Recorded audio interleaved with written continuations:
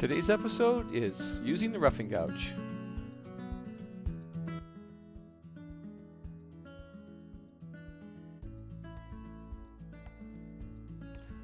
Hello, this is Bob Jennings from the WoodPile.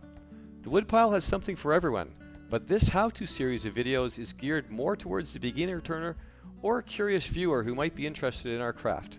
And the how-to series will work through the basics of wood turning with individual videos covering off the key tools. Once we've got the basics covered, we'll move on to smaller projects that we should be able to finish in an afternoon. So come along with us into the how-to series from the WoodPile.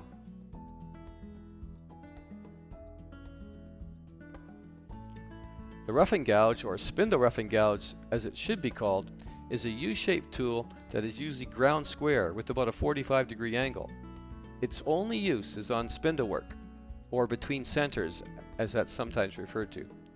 This is the first tool that all beginner turners should start with. Get comfortable with this tool before you move on to the next one. In this frame, I'm placing a split log vertically on the lathe. You can see that the grain runs up and down. These pencils actually sort of indicate the way the grain is. Now for spindle turning or between centers, you actually install the piece longitudinal between the headstock and the tailstock.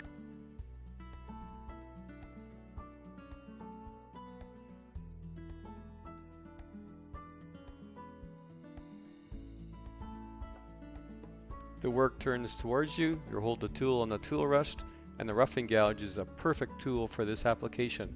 It's called a roughing gouge because that's usually the first gouge you'll use when you start working on the piece. In this frame, I'm just showing how a proper spindle would be mounted on the lathe.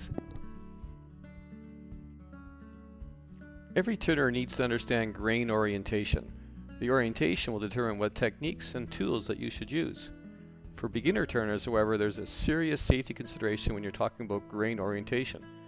And that is that roughing gouges must only be used when the grain is running between centers.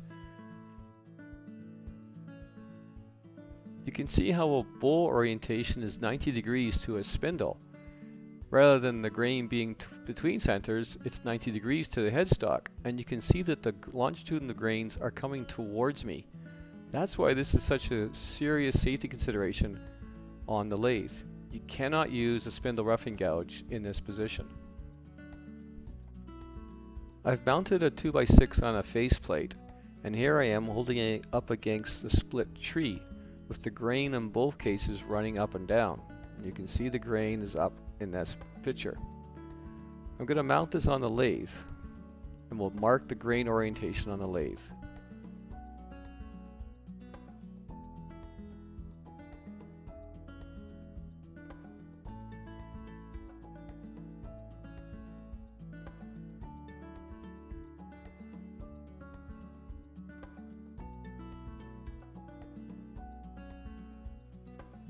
You can see when the gouge is sliding along parallel to the grain, there's no issue.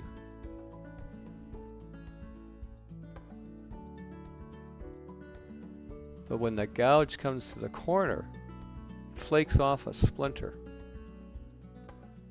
And if your hand was here, you'd drive that splinter into your hand. Now any gouge face on will cause this problem, even a bowl gouge. But with a bowl gouge, you're actually cutting across the grain. You're going to be coming in from the side facing us, and we'll be moving towards the headstock. So we're not actually slicing across, we're not actually going face on. You can't do that with the roughing gouge. If you try that, it'll work for a bit, but then the flutes will catch and it'll twist it around, driving a huge splinter into your hand. For demonstration purposes, the square block shows this much more readily, but the problem would exist even if this piece was round. You'd still come to a place where the grain was towards you 2 times on every rotation.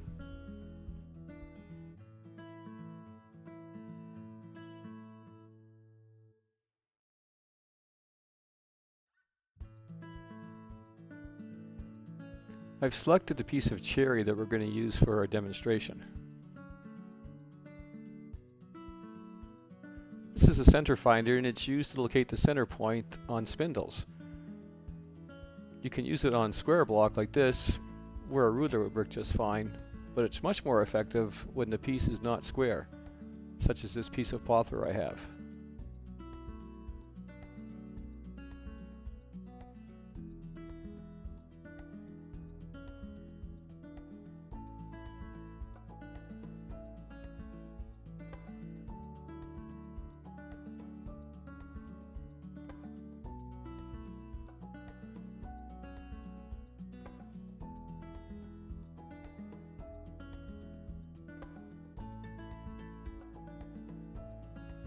Looking at the lathe, you can see the headstock on the left-hand side, tailstock on the right.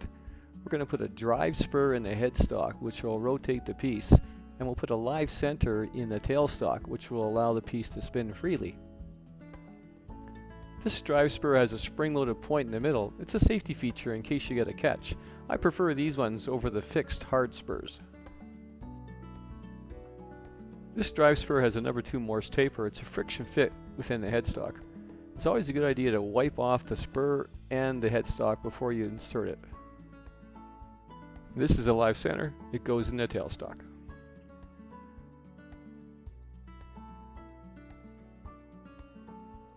Now we just locate the centers on the points and tighten up the tailstock.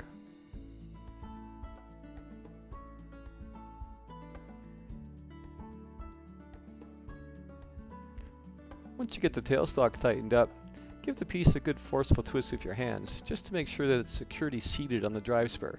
You may have to tighten up the tailstock occasionally.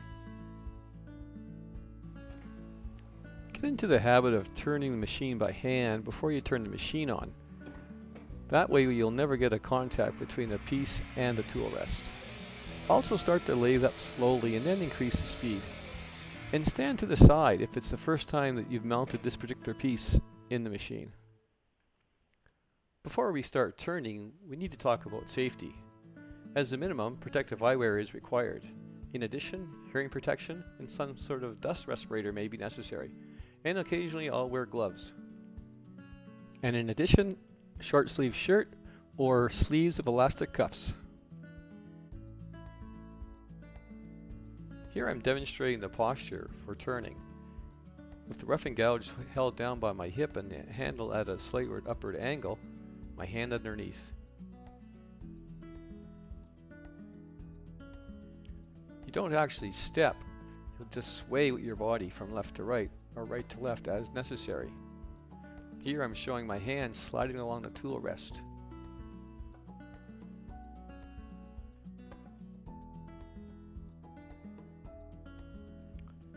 The tool actually sits on the tool rest, not on my hand. My hand is simply guiding it.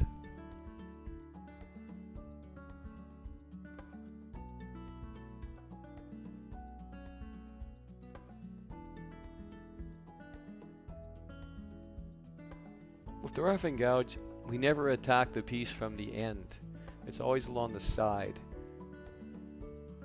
If we use that approach, we'd have a very dangerous catch. And trust me, you don't want that. Okay, we're going to get started. The approach will be to nibble away on the edges first, and then we'll go across from side to side.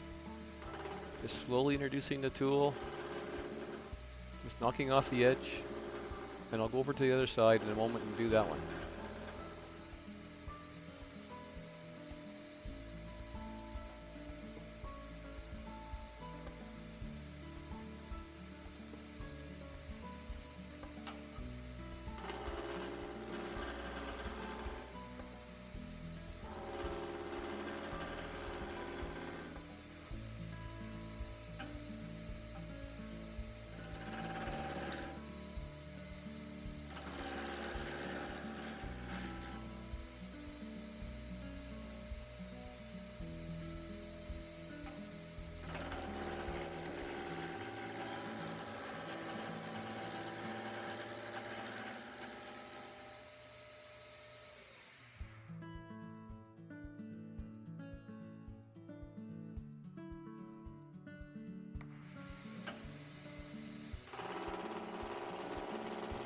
Right now I'm knocking off the high spots, and the gouge is actually pushed in almost perpendicular. Once it gets rounder, you can turn the gouge and start to ride the bevel. It gives you a better finish and you have much more control.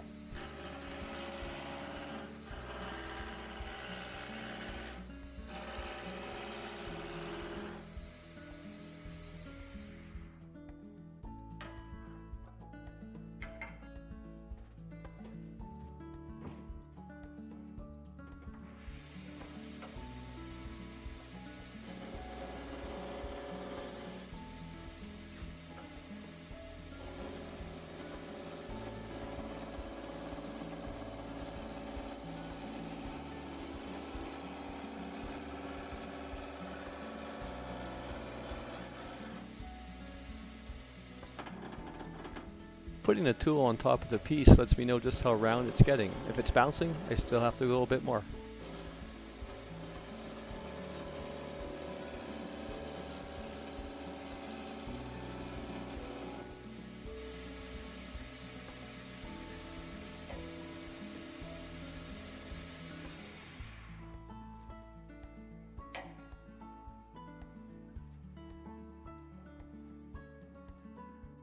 You can see how the bevel is actually starting to ride on the surface. That's what I meant when I said we'll ride the bevel. As the piece gets totally round, this will even get better and it'll be smoother.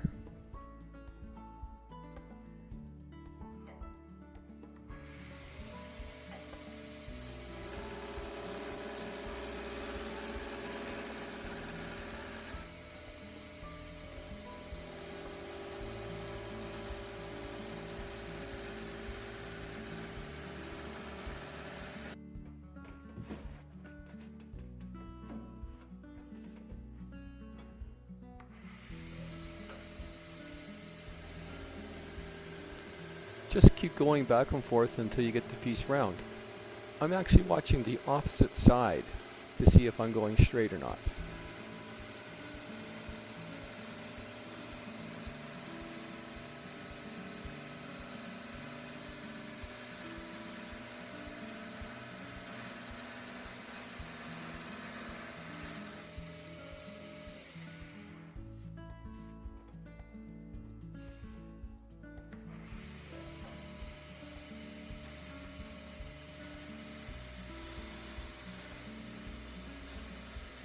You can actually generate a fairly nice finish with the roughing gouge.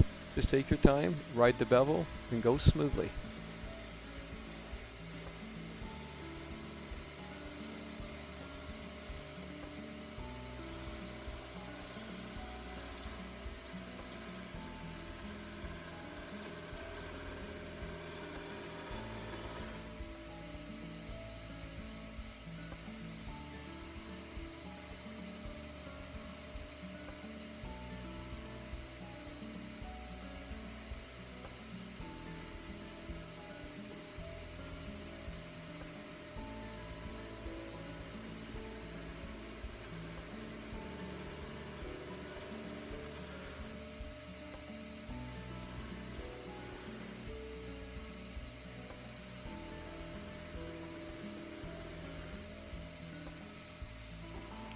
That's the fundamentals of using the roughing gouge.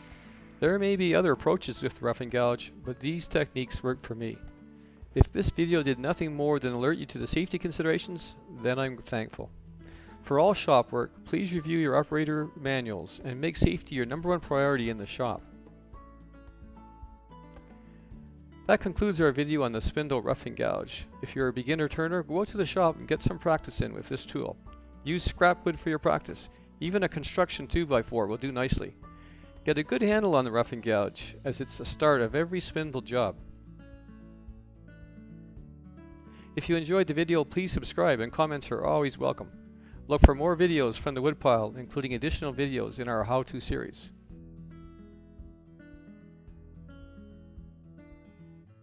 Well, that's it for now. This is Cookie from the Woodpile. Thanks for watching.